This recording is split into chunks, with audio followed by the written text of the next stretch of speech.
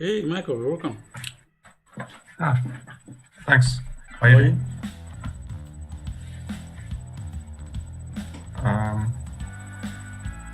You good? Sorry, yeah, I'm good, thanks. I couldn't quite make out. Maybe the mic cut for a moment there or something. Oh, I see, I see. Yeah. Okay, And yourself? good. I can complain. Okay. All right, so we're going to look at intuition in chess, and I thought this would be very actually appropriate for you. Yeah.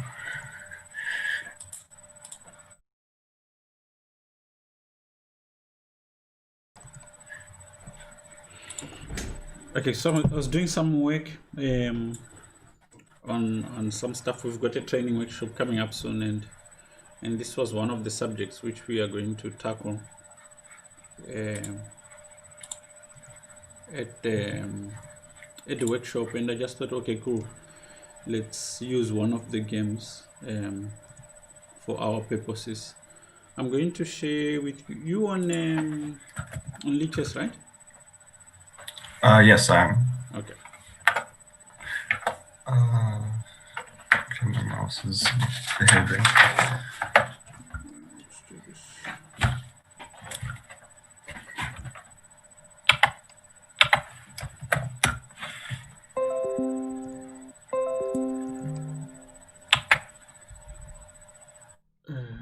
Here you go. Are you online? Okay, I see you. There you go. Thank you. Hey, Terry, welcome. Hey, Greywood, welcome. Okay, good. So this game was played by Karpov against Spassky in the candidates match in 1974. So we'll get into it. Starts with e4 and Spassky goes c5,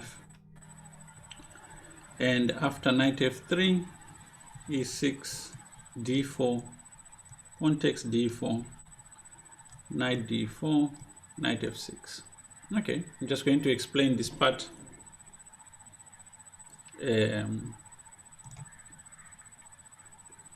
Yeah, for those who might not know. Okay, so why I'm explaining it is that it's tempting to play e5, but this would be a blunder, right? This is a typical trap, or you could say not even a trap, but just like a thing in the Sicilian is that e5 is usually protected by this check.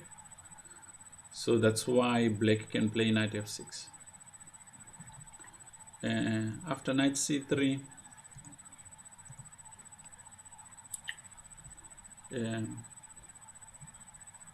black goes d6, because now there's no longer this queen check, right?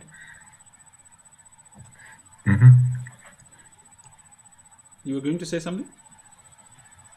No, it was shaping up to go into a pin variation with bishop b4, and those are usually quite exciting, although they're not great for black. Oh, I see. Bishop e2, bishop e7, castles. So far, everything is pretty much standard. F4, The setup usually that white is going for is bishop here, maybe bishop there, queen here, usually queen there. And this last move, f4, prevents a piece from sitting on e5. So usually players are not thinking about this is just theory. So black goes knight c6, Yeah. bishop e3, and bishop d7.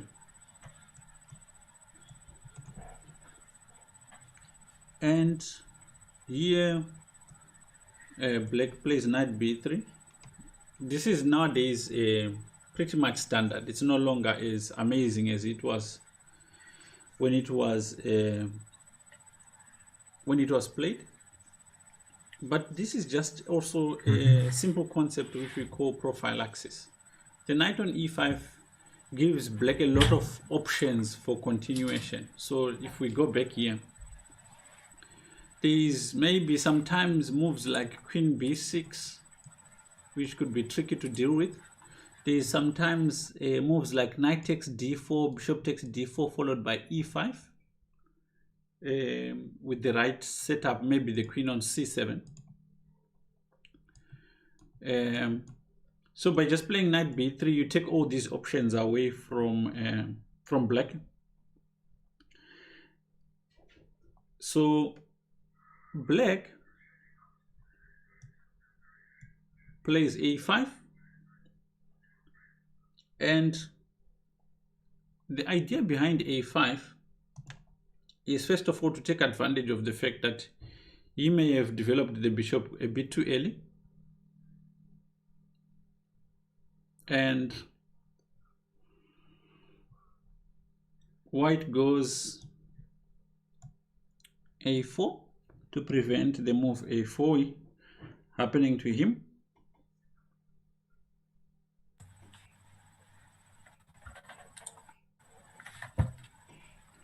I'm sorry, my dad had just walked into the room, so That's all right.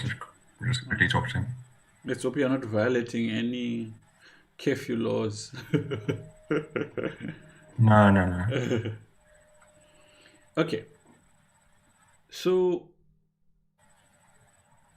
here we could say, as a player, you should start thinking about what you're doing in the game, right?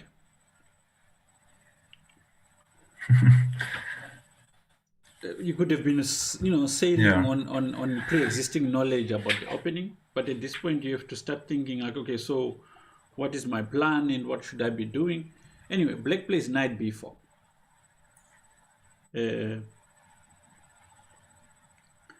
Now, when this move was played, it's not that the players didn't know earlier games. In fact, there were a few earlier games which had been played. There was an earlier game which had been played by Spassky. Or rather by Geller, which Karpov obviously knew. But those days, knowledge didn't move as fast as it does nowadays. Like a game could be played and people wouldn't know for 6 months. You had to be very active at looking for knowledge and information.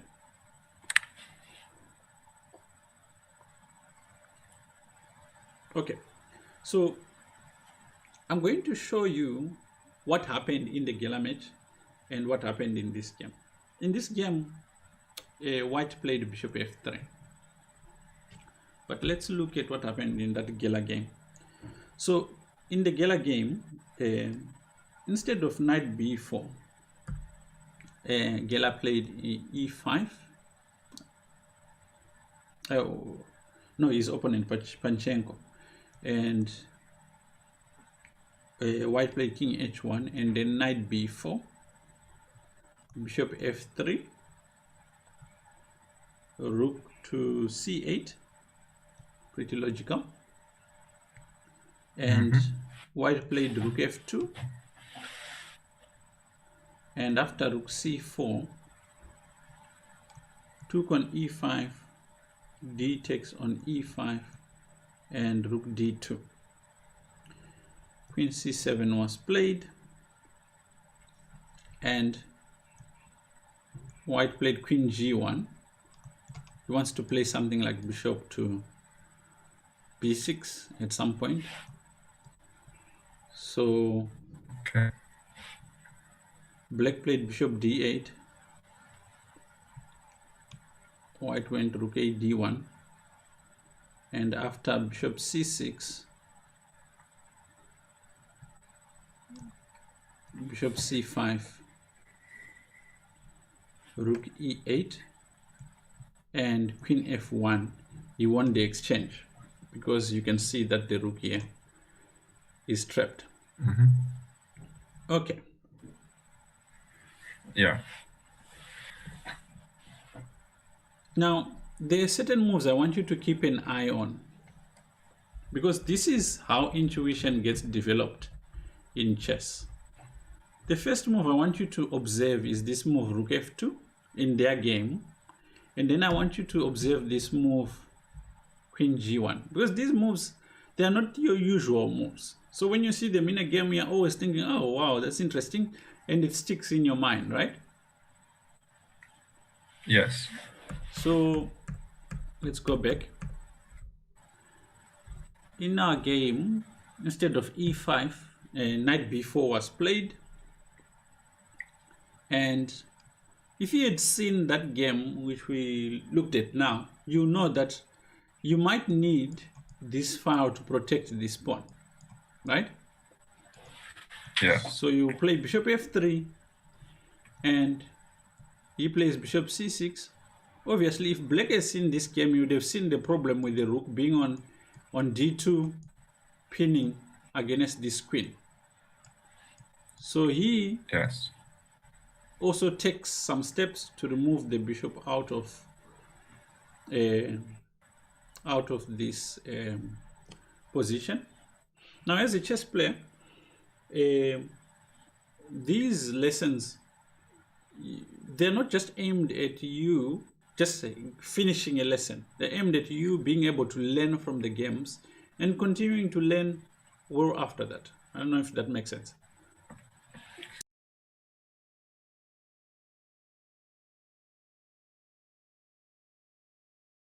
A little bit. Okay, Yeah. so bishop c6 was played, but there was a game which was played by Gela again against Polugaevsky, where here, instead of bishop c6, black played e5, and after king h1, he followed up with bishop c6, and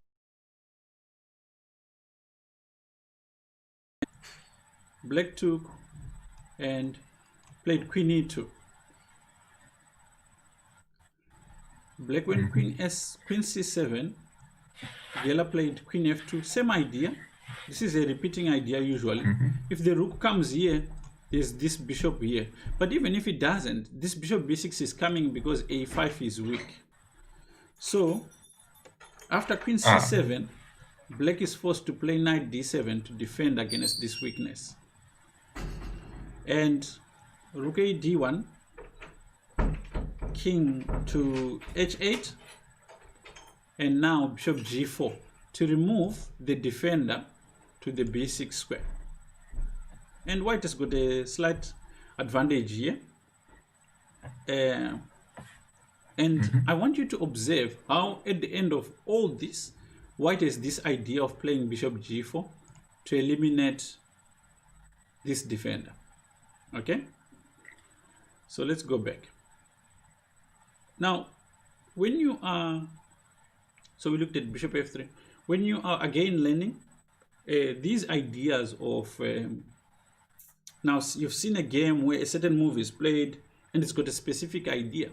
This kind of information sticks in your mind, especially if it's not something that you could have done or you would have seen or thought of. So now in your mind, this idea as a way of removing a defender to b6 exists. Okay, so bishop c6.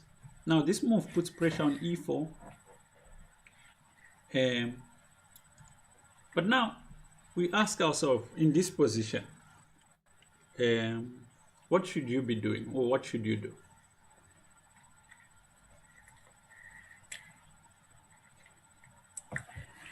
Hmm.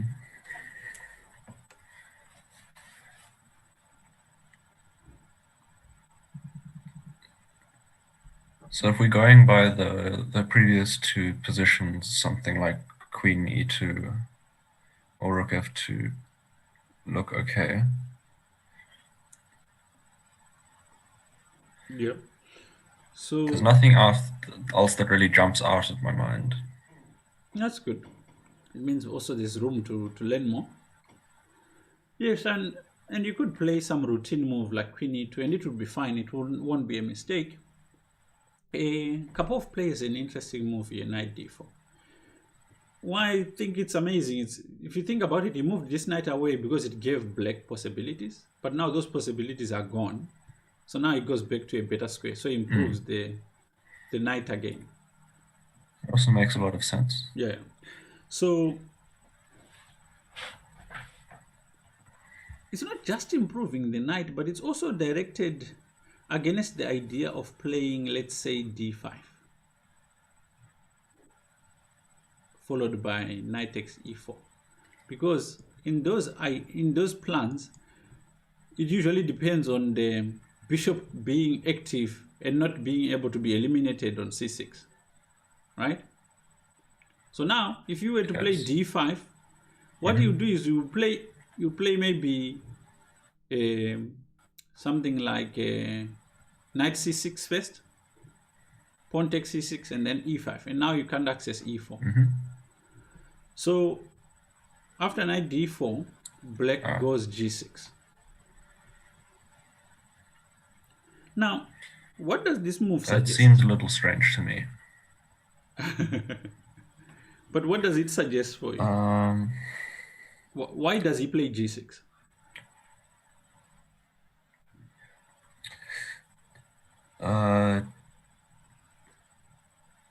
It could be to prepare h5, which in the previous lines we mentioned where they play bishop g4 to trade off when he plays knight e5, knight d7, queen c7, h5 would stop the bishop coming to g4. But h5 would be It gives extremely the king weak. luft. It would be extremely weakening the king side, right? Yes, Okay. yes. So that's really not the option. So, I mean, think about it. Why does Yeah. he play g6? What does g6 protect?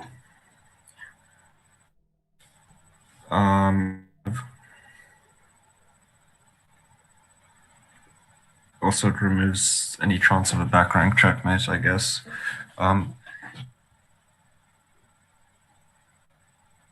There is a maneuver like either like knight e8 or knight h5 to g7, and that supports f5. But f5 isn't something you want to do, so that just gets discarded instantly. Okay.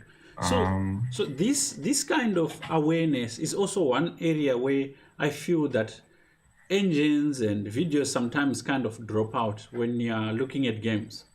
Now, g6, the logic behind it is if you see a move like g6, he's covering a square, h5 and f5, which means he must have a plan to play Yes. e5 and not allow you to go to the square f5. f5. Right? He wants to play e5.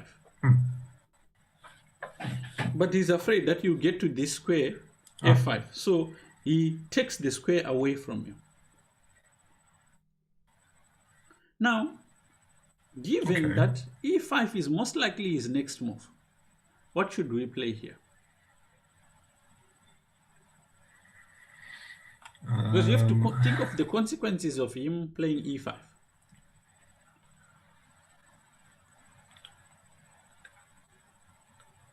Naturally, that would suggest playing e5 yourself. That's probably one of the best ways to stop it here, if not the only way to stop it. Yeah, but then playing e5 allows him to exchange a few pieces. He's kind of cramped a little bit here. So if you play e5 yourself, what's going to happen is he's going to exchange a few pieces. He's going to get this square d5, and it's much better. And you don't want that.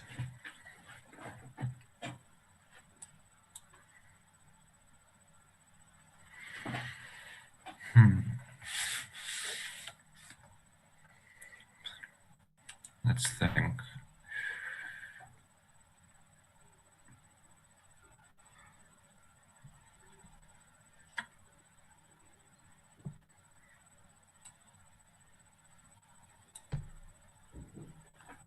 Okay, f5 doesn't seem to work either. So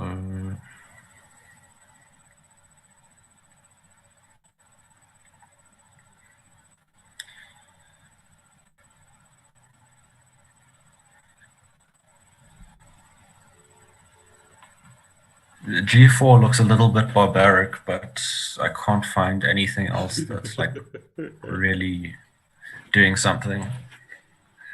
Yeah, G4 would Not be... that you need to do something every single time, but Okay, so somehow make e5 less unpleasant. The knight would have to move. Taking on c6 is okay.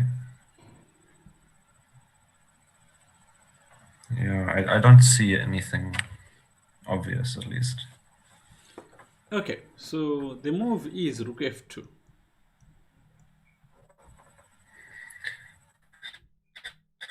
I wonder where I've seen that before.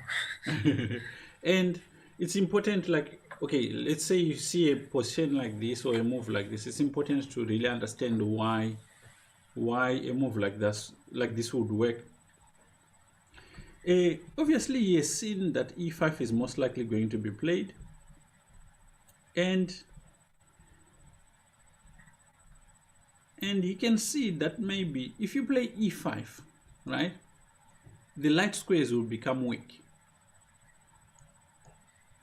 right?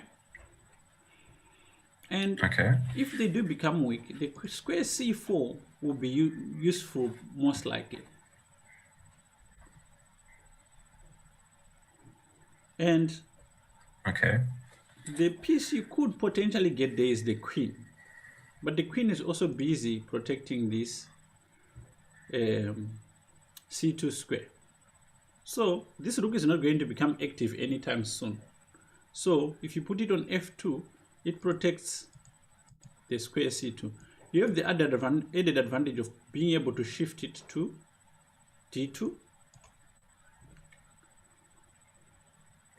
Okay. So vacating this f1 square for the queen makes sense if you think of this maneuver. Yeah. And the rook also fulfills a second function. And every time actually I've shown students this game, they suggest or they try to make either e5 or f5 work, because they've seen these ideas more than they've seen this idea.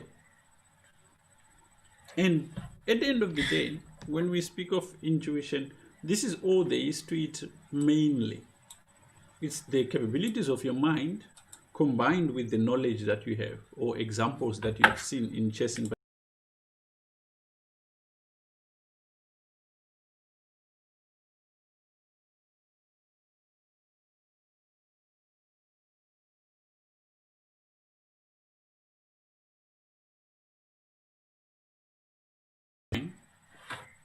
How many games you have seen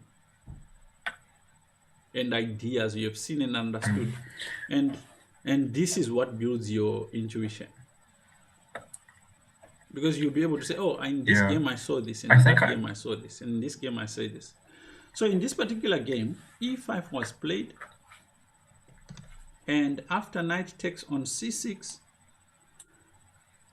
b takes c6. If you take with the knight, the square d5 becomes permanently weak. B takes c6 attempts to prevent control of this square. White takes on e5. Yeah.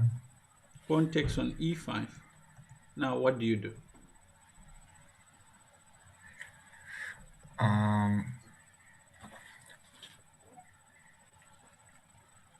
So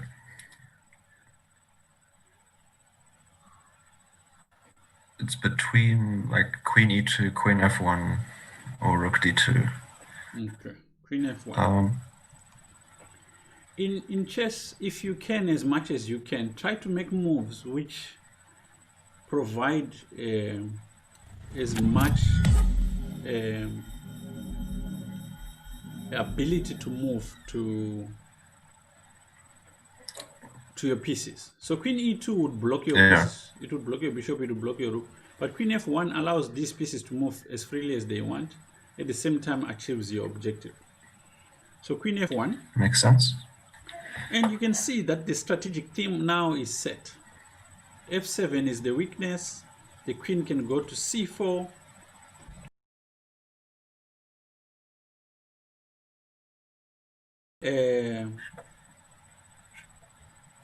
Maybe we might be able to even move the bishop to e2 to c4 with a lot of pressure on the king side, right? Yes. Okay, so black goes queen c8, and the idea behind queen c8 is to play knight to g4, which would exchange one of the bishops. What do you do?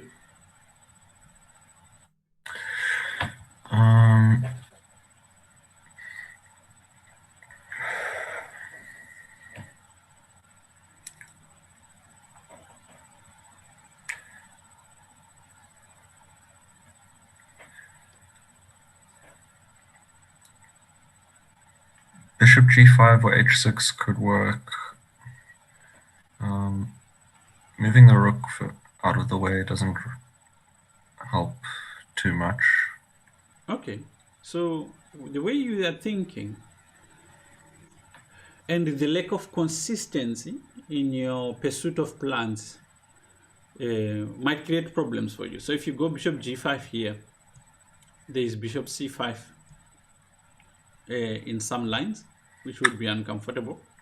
Ah, yes. Of course. But your bishop is a good piece where it is. It has influence on the queen side. It's got influence on the king side. It's very strong. It's one of your strongest pieces. So you don't really want to exchange this kind of piece. Okay, so h3 could work then. Well, seems reasonable then. Which one? h3, yeah. Yeah. Now, again, we go back to the idea of intuition, which I spoke about. It's important sometimes to see a game from different points of view, as in different top grandmasters speaking about it. It gives you ideas you never heard about a position. So this game is covered in a book called The Art of Chess Analysis by Jan Timman. And in that book, Timman argues that there was no actual threat of knight g4. So his argument was, let's say rook d1. Let's say you play rook d1 here. His argument was that after knight g4,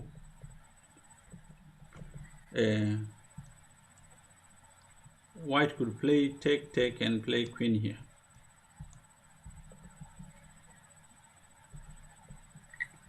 Okay. You understand? So, and you can see his argument. This position is actually quite nice for white. Yeah, I agree. Yeah. But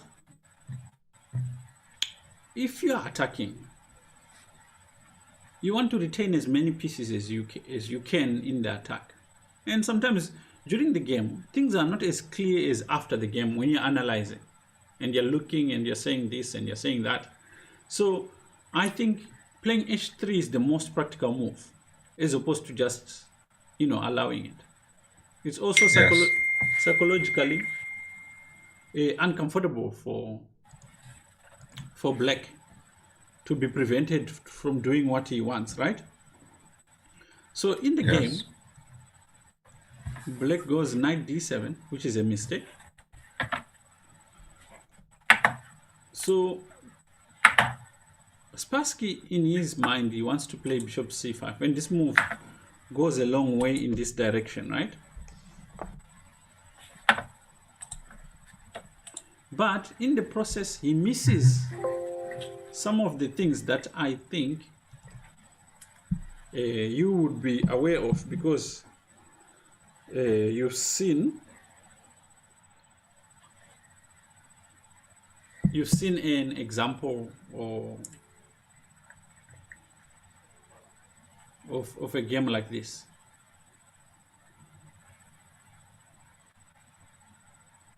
What would you do here?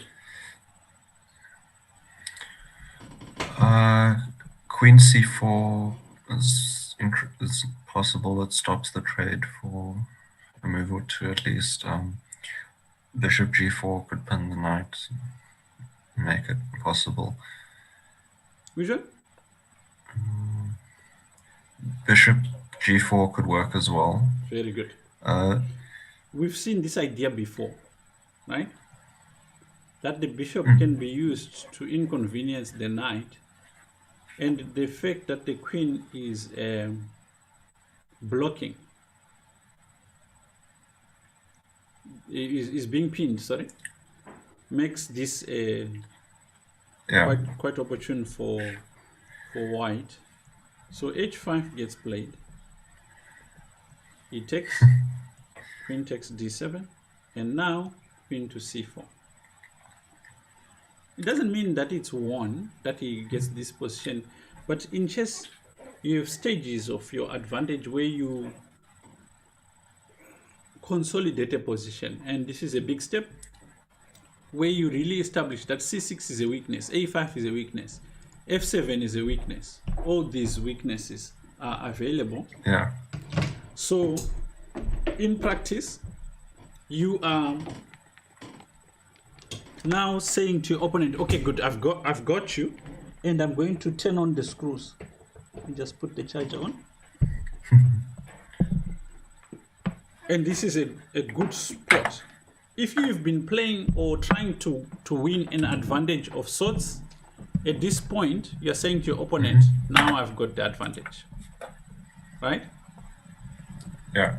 And I'm going to press. It's still a journey to win this position, but you're no longer kind of fighting to get an advantage over him. So after queen c4, black goes bishop h4. This move lends support to f7 by the queen with a gain of tempo, but it does drive white to a good position after rook d2, queen e7, and rook f1. Right? He keeps pressure on this pawn. At the same time, he's now got control of this file.